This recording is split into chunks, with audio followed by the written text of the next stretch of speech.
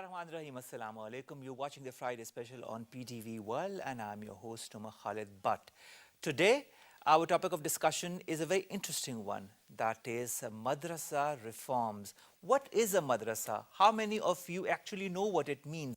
Madrasa is, of course, an Arabic word. It literally means that is, it's a place of education, whether secular or religious.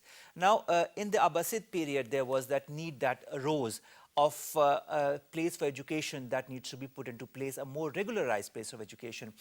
The first organized madrasa or place of education was established in Fez in Morocco in the 9th century. Even then, there, the religious education was imparted as per the fiqh, but along with that, the human sciences, astronomy and other sciences were also being educated to the young students who were there. Since then, the madrasas have mushroomed all across the world.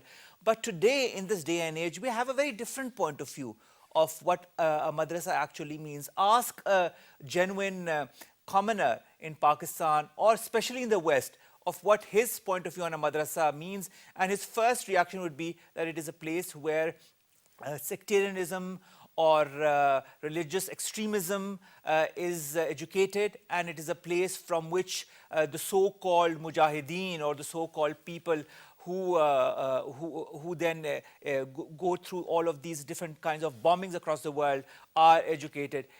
Why is this certain mindset put into those people across the world, especially in the youth and especially in the people across the West? Because this was not what madrasas were actually meant to be. The madrasa reforms, in fact, when it comes to a country like Pakistan, began all the way from the 1960s during President Ayub Khan's time, when for the first time the madrasas were nationalized. Well, it had its positive and negative effects. Then came the 1970s. There also, in 1979, there were some reforms that were initiated. And then came 9/11, after which there were, in the Musharraf period, former president of Pakistan, one of the madrasa reforms were also initiated. It went on to 2002, then 2005. In 2014 came the heinous incident on the APS in December of that year, in which a number of students were killed. The National Action Plan was initiated by the government along with the different agencies and the religious seminaries at that time. And amongst the 20-point agenda of the National Action Plan was also the reforms of the madrasas and the madrasa system in Pakistan. Since then, have we really seen a difference in the madrasa system in Pakistan? Recently also, a group of religious scholars came and met with the Prime Minister of Pakistan, Mr. Imran Khan, and of course discussed with him the issue of madrasa reforms, and they were of course told by the Prime Minister that the necessary will be done by the government, because this government believes in imparting education and all forms of education to all different sects, to all different societies of Pakistan, because it is this different form of education that also divides our country, that divides our societies into different types. This is the need of the hour, one of the most important things that needs to be done in this day and age. Now, to talk about these madrasa reforms, how they should be imparted, how they were imparted or not in the past, I've been joined by some eminent guests. Let me introduce them to you one by one. Two of my guests have arrived. The third will arrive shortly. Our first guest on the right is Mr. Imran Sandhu. You're the president and founder at Darul Uloom. Sandhu Saab, thank you very much to have joined us. Next to Mr. Sandhu is Khalid Masood Saab. Khalid Masood Saab, you're a former chairman of the Islamic Ideology Council. Let's begin with you, Sandhu Saab, because before the show we were discussing a lot of things. And in fact, it was you who told me that the first reforms in madrasas came not in 2001 or even in the 1970s, but in the 1960s. Why haven't they been properly implemented? What went wrong in the 1960s when they were first implemented? Actually, when you'll try to control the nature of education without accounting for its purpose, it is always going to turn around in a different way. It's not going to get implemented. People, especially in Pakistan, they belong to an ideology. The ideology was the Islamic ideology on which Pakistan was made. So, you know, people by virtue of their nature, of belief, are very good Muslims. And when you are going to try to curb that education through regulation, it is not going to happen. What should happen is that, you know, there is a gap in the minds of secular people and then in the minds of religious people. And why is that gap present? The gap is actually, you know, the education system itself. Education system itself, you know, if I take you before 1857, we had one single education system over here in the Muslim world that was ruled by the Mughals and all these things, all those in that era. However, when, you know, Pakistan was founded, the aliens who ruled us, they actually made this divide. They regulated unnaturally. They put the madrasas on one side and they introduced a foreign system into us, and that was the source of divide of the nation. All right, we'll discuss about that divide in the nation and how that is being tried to put to a change by the current government, but after a short break. Stay with us.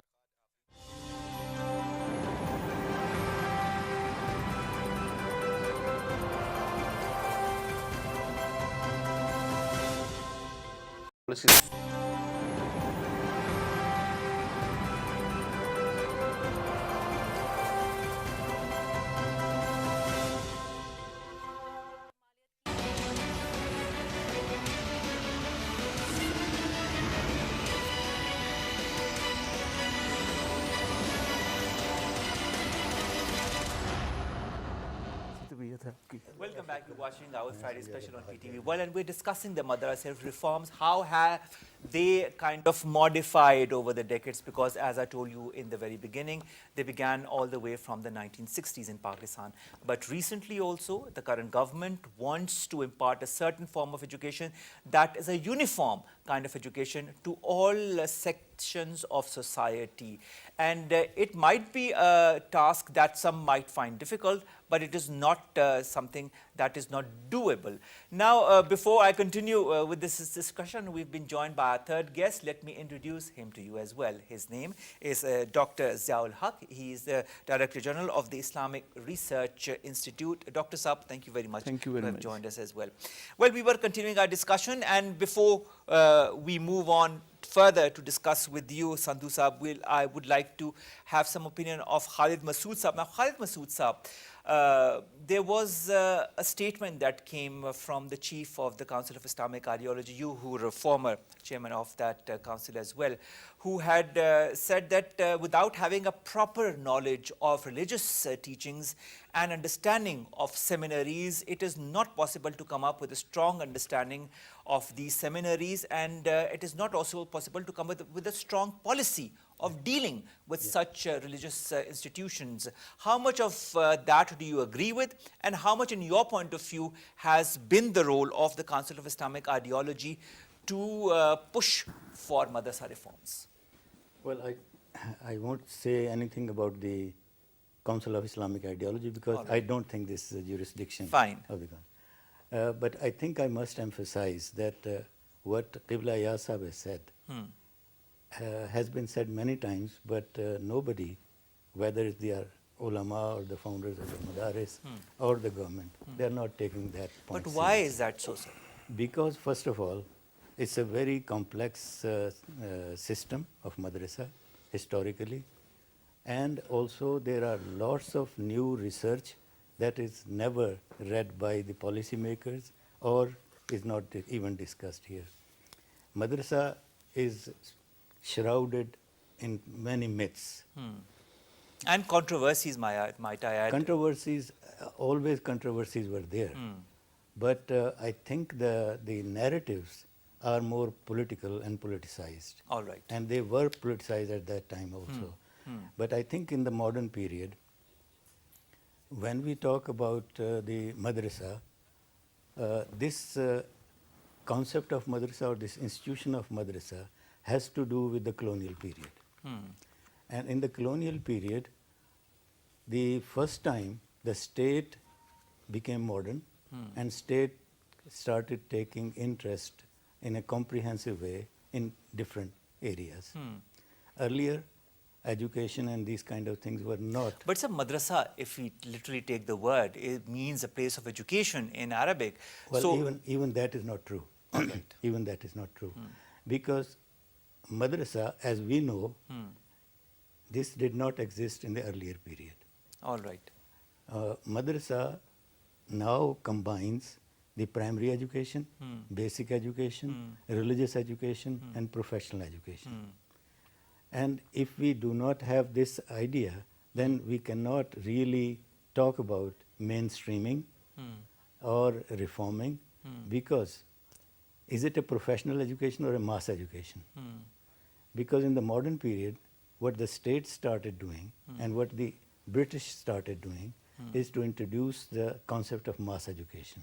All right. And mass education it was state's responsibility to provide basic education, which we also call primary education. And that was the duty.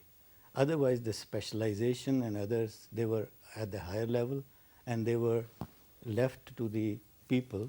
Aligarh University and many other universities were established after 1857. But the religious education, it was not neglected by the British, because the Arabic school in Delhi and also the Madrasa Aliya in Calcutta were established by the British. And they were higher education,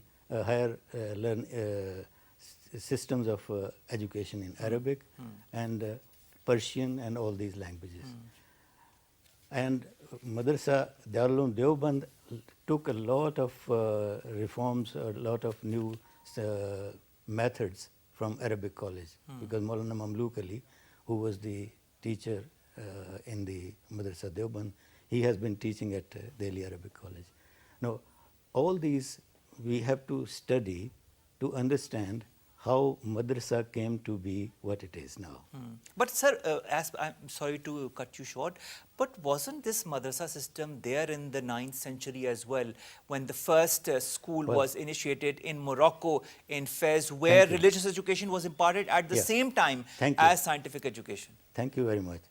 It was not only the Morocco. At the same time, almost at the same time, Azhar was also established at that time. I don't know whether we have time to go into all those discussions, but we mention more of the Qarawiyyin and the Morocco because Al-Azhar was under the Ismailis. All right. And at that time, they were not madrasa in this sense, in which Madrasa Nizamiya in the 11th century started. They were private systems of education where students went to the houses of the teachers, and also it was the gradation was on the basis of books, and the shahada or the certificate was given on that so many books have been studied by even now. I mean, the madrasa degree does that. But the madrasa in this sense that the teachers would come there and the students will go there, and it will be a residential institution. That was started by Nizamiya in the 11th century. But all these developments were political. Firstly, to counter the Ismaili propaganda, and secondly, the Ismailis at that time, when the Nizamiya Baghdad was, they were almost like terrorist assassins who were, even Nizam al-Mulk Tusi was killed by them, according to one story. But also, I mean, this was almost like 2001, that madrasas were blamed and new reforms in madrasas were established. So we will not go into those details. Let's remain to the 19th and 20th century. In 19th century, when the mass education started, it started with the colonial project and colonial agenda, and they were not. They would like to train their officials in Arabic, Persian, which were the languages at that time. But they were not interested in teaching fiqh and these kind of subjects. So at that time, the ulama, some of the ulama decided that it should be our responsibility. All right. Not that they were inventing madrasa, madrasa already existed. All right. The ulamas had a responsibility from that time period, and still now they have a certain responsibility where a lot of ulamas have shirked away from. But Dr. Ziaul Haq Sahab, this brings me to a very important point. A book that you have in your hand that is called Paigham-e-Pakistan. All right. This book is a compilation of the different issues that all the ulamas in Pakistan, whichever category they belong to, whichever sect they belong to, went on a consensus, whether it be suicide bombing, whether it be other very, very important matters, and this was recently discussed with, and I had the privilege of being at the presidency for the inauguration of this book. Now, they also specify at one point the educational system. Could you highlight that as well for us? Bismillah ar-Rahman ar-Rahim. I'm grateful to you for giving me this chance to speak about that. Paigham-e-Pakistan, actually it is a baseline narrative, and it may be considered the first modern Islamic effort to draw outline to counter the violence and extremism that is prevailing in the Muslim societies. Before Paigham-e-Pakistan, we had different documents, different narratives, but many of these narratives, they were oriented, Western oriented, and others were prepared by the extremists themselves. So there was need to have an indigenous narrative developed on the basis of Quran, Sunnah and Constitution of Pakistan. These are three parameters that have been considered while articulation of the Paigham-e-Pakistan. Paigham-e-Pakistan is the effort of the Pakistani ulama, religious leadership and intellectuals with the help of the State of Islamic Republic of Pakistan. Now, from where, in this, where and how do you specify the educational system? Yeah, and I'm the coming to that point. In this, the issues that we are currently facing, we are trying to, the Paigham-e-Pakistan is trying to give answer, clear answer to these issues without any ifs and buts. The issue related to education reforms, we have not used madrasa reforms, and we think the problems are not in madrasas only. The problems are almost all type of educational institutions in Pakistan. And the reforms, the education reforms are not required for madrasas only. Education reforms are required in every field. The problems and the issues that usually we used to highlight with the madrasas, these issues are present in the universities more than in the madrasa. So Paigham-e-Pakistan has discussed these issues. First of all, there are many points, but I would just like to identify few points that are very important regarding educational reforms, particularly reforms in the religious education in Pakistan.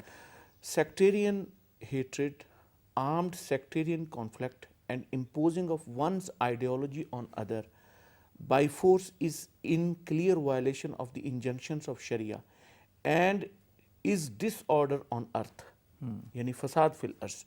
Further, it is a national crime as per the law and the Constitution of Islamic Republic of Pakistan. So this is clear cut answer whether one can impose his ideology on others.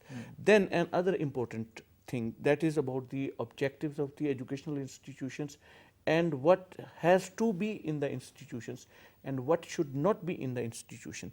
The core objective of all the educational institutions in Pakistan is enlightenment, schooling and character building. All public and private educational institutions must not impart any hostile militancy, military education or training, hatred, extremism and violence. It is the responsibility of state institutions to take strict action against an individual or institution on the basis of proof and evidence who is involved in such activities. And who is saying this?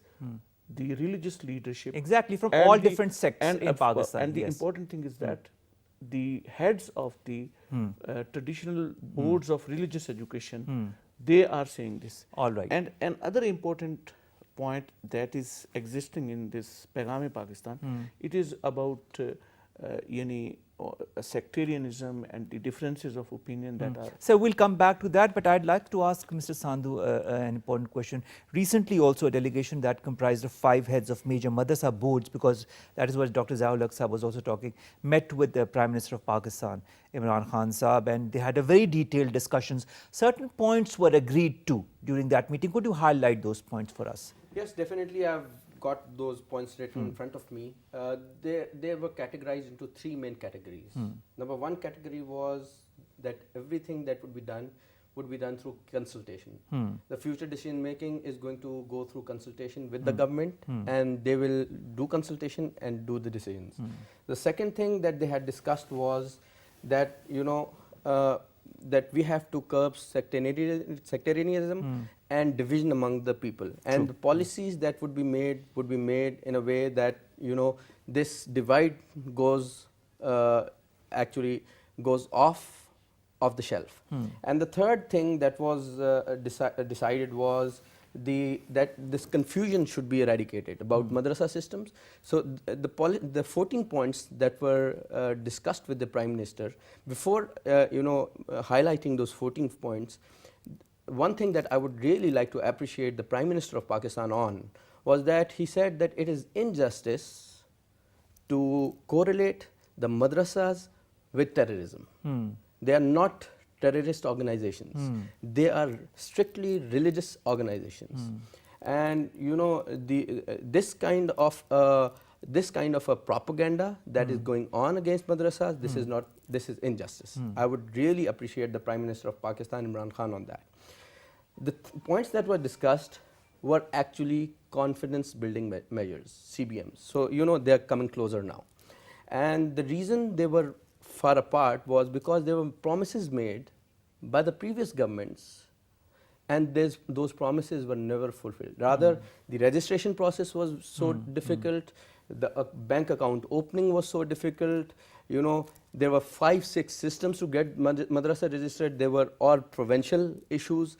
Now what they have decided to work on is that, number 1, issues should be dealt with at the federation level, the federal level. So this was the first point. The second point was that the madaris education policy should be dealt with the education ministry, not any other institution of Pakistan like Interior Ministry, because they are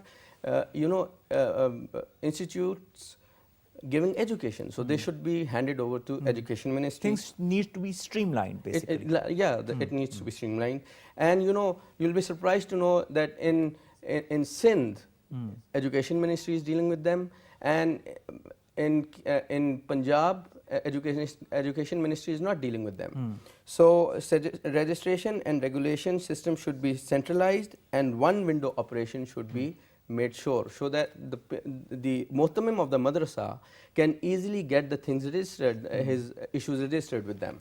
And then the data form, this is a form that people from agencies would come into the madrasa, police, so they want that Education Ministry should deal with them, and Education Ministry can put that data in front of all the agencies as they like. So this is quite understandable. Then a homogeneous system of education till metric. Like we in the madaris, we already take students after matriculation generally. The big madaris of Pakistan, the minimum level of education required necessarily is matriculation.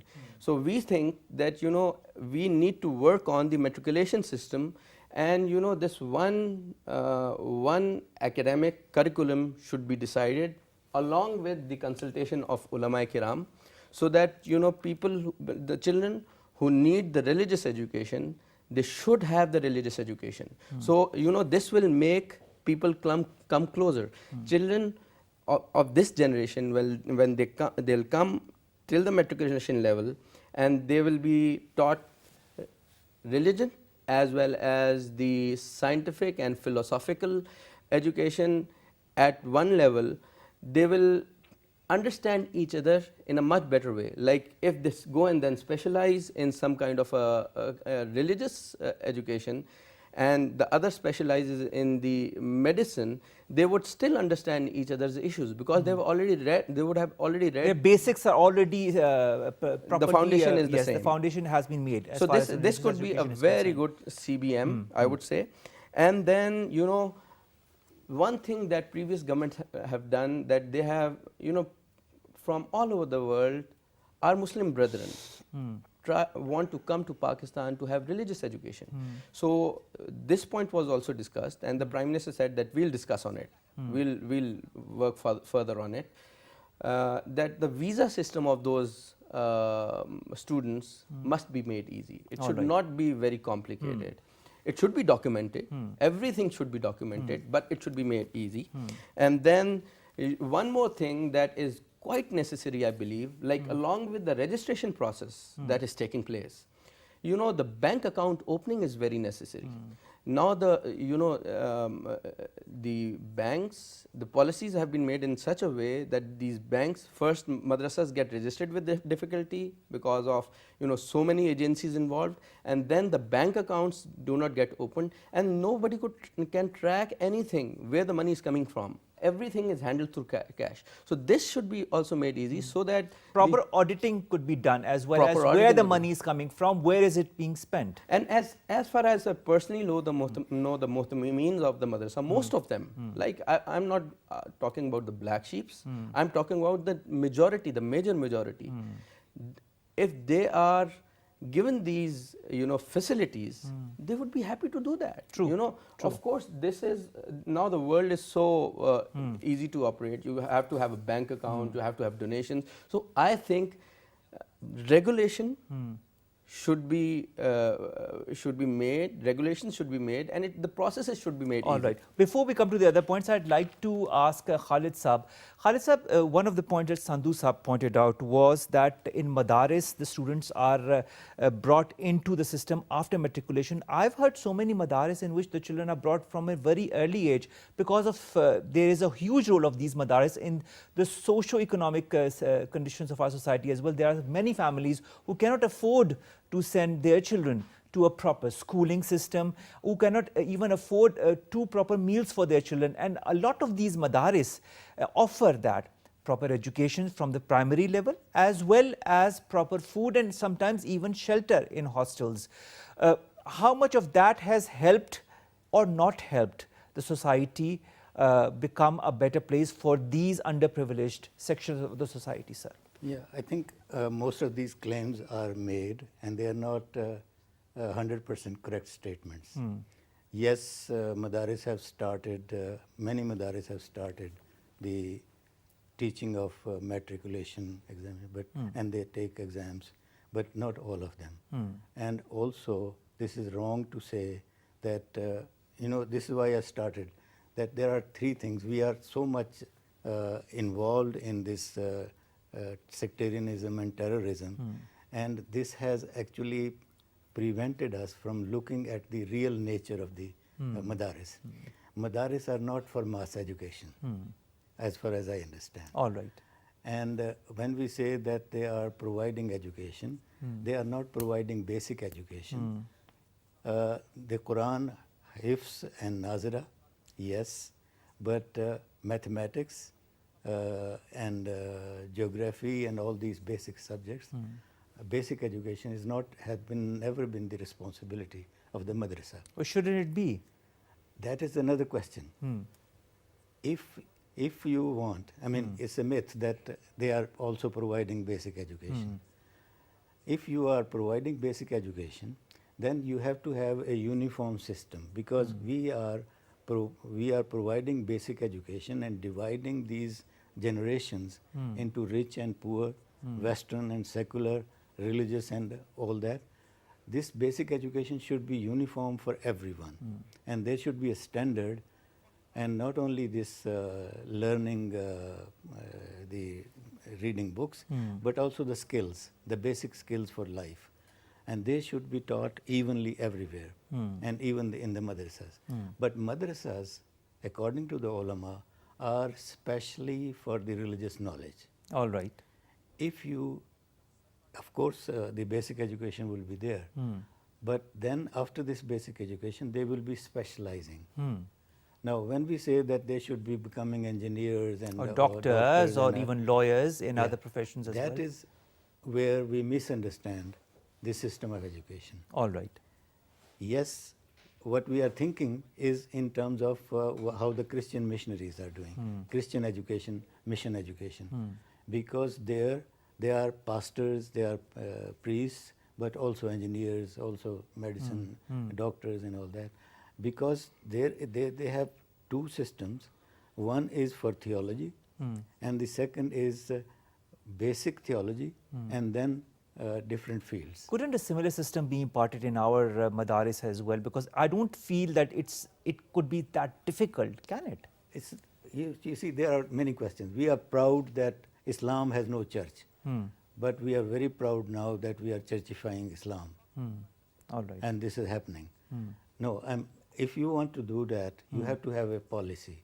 You have to think about it, because in Islam, after Prophet Muhammad, peace be upon him, there is no religious authority.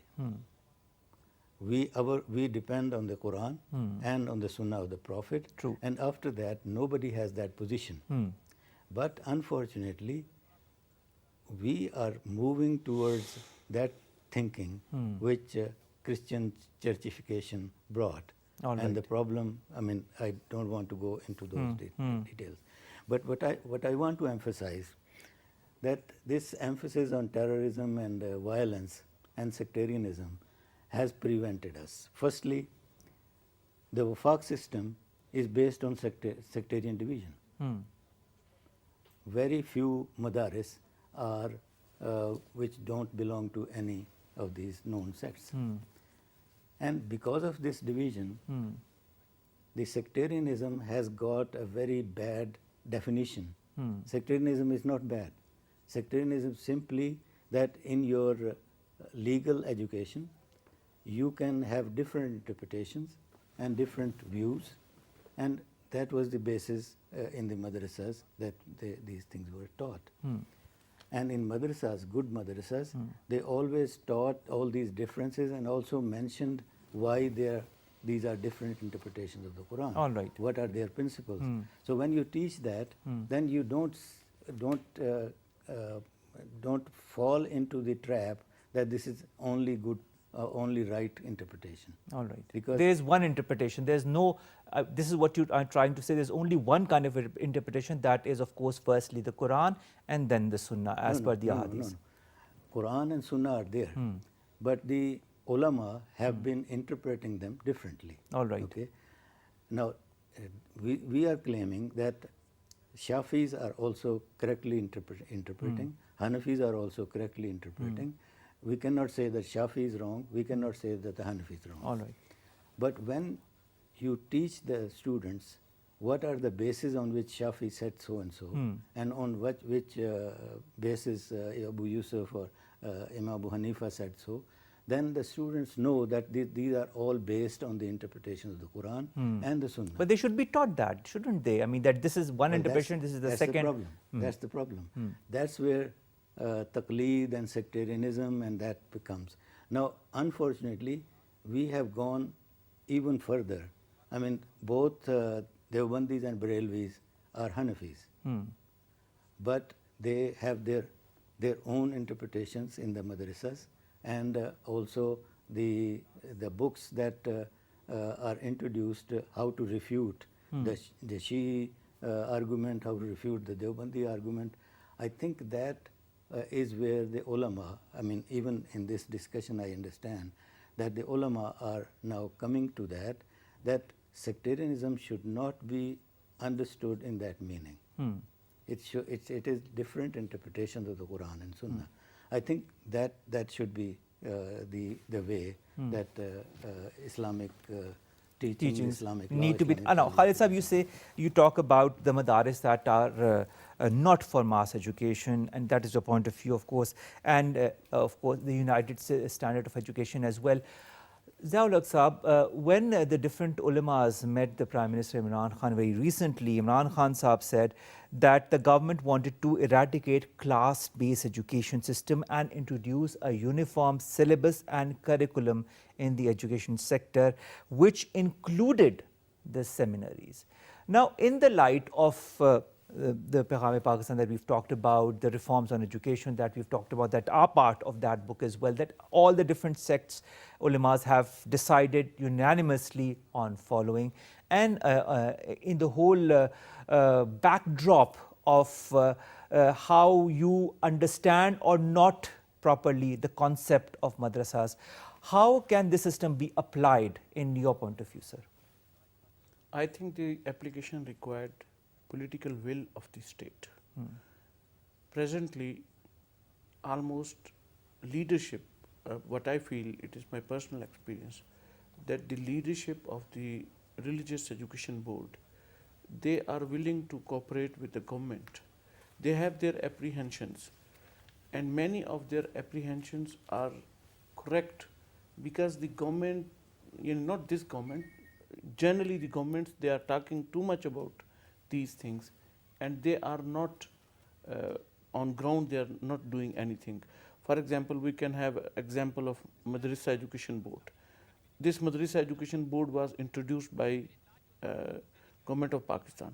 They have established 4 madrasas, but the government has failed to even run these 4 madrasas. All right. Okay, so the religious leaderships of leadership of the madrasas, they are open.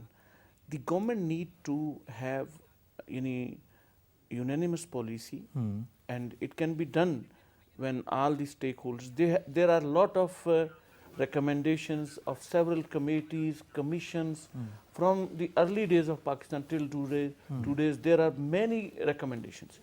One can summarize all these recommendations, and on the basis of these recommendations, one system, at least till matriculation, can be introduced very easily. As Maulana has mentioned, many madrasa boards, they have themselves reformed themselves. Now they are starting Shahada al-Alamiya from matriculation. And along with that, I would also suggest that universities should also introduce Shahada al-Alamiya, particularly institutions such as Dawa Academy. They should have non-sectarian educational degrees. Sectarianism, in a way that is prevailing in our society, it is very dangerous. All right. Actually, the understanding of the sectarianism is what Professor Dr. Khalid Masood is saying. Sectarianism is, in Islamic tradition, diversity of interpretation. This diversity, if we consider it as a diversity, it would be power of the nation, it would be strength. But as it is promoted today, sometime affiliation, either it should be affiliation for the faith or it should be affiliation for the sectarian, sect, and people, they prefer sect on the faith. This issue was also discussed in Paigam-e-Pakistan, and Paigam-e-Pakistan, this is also again important thing that has been articulated by the religious leadership of Pakistan. They said schools of thought and juristic denominations are there among Muslims from the early period of Islam and do exist today. Juristic and ideological discussions on the basis of reason and proof are part of our Islamic intellectual wealth and shall remain so. These are the subjects of research and education, and their original place is educational institutions. Ethics of disagreement shall be made part of the curriculum of public and private educational institutions. We have in interpretation of Quran, in interpretation of Hadith, in interpretation of rulings of Sharia. Always in classical books, there are variety of opinion, and it is general methodology when they place these opinions. At the end, the compiler or the author of book is saying, Wallahu alam bis sawab. This Wallahu alam bis sawab is actually indication of the probability of another interpretation. The problem with us in our society is that we took these intellectual differences to the common person for our motives. Sometimes these motives are just to gain popularity or wealth or something. All right. This thing has created division among the society. What we need is that the mosques should be open. And it is possible that one sect should manage the mosque, but it should be open for all Muslims. All right. Dr. Saab, it's a very long discussion and I think we can go on and maybe, inshallah, we'll get the time to discuss this in more detail about the reforms in the educational system and of course the madrasa reforms as well that are very important in this current day and age because it is important to make people who do not understand what madrasa stand for, as Khalid Saab also pointed out, make them realize what they really truly stand for. Secondly, the term sectarianism should also be properly understood in its proper form, what it really means and what it really meant in the previous times and how it is misinterpreted in this day and age. Ladies and gentlemen, it was a very important discussion on religious education, on the madrasa reforms. The current government is adamant on changing that and having a universal syllabus for all educational systems. I think it's very important for a universal syllabus to be made part of the curriculum in different schools and universities in Pakistan, because I think, in my point of view, I might be wrong, that is the only way that things could be streamlined. And this putting aside of madrasas, I feel for religious education is very interesting, or was maybe the concept in the past, but in these present times it's very important to have a mix of both the religious as well as the sciences, whether it be social or others, so that we see the students coming out of the madrasas also becoming doctors, lawyers, and who knows, the next Prime Minister or President of Pakistan. Allah Hafiz, ladies and gentlemen. Sandhu Saab, Khalid Masood Saab, Dr. Ziaul Haq Saab, thank you very much for your participation.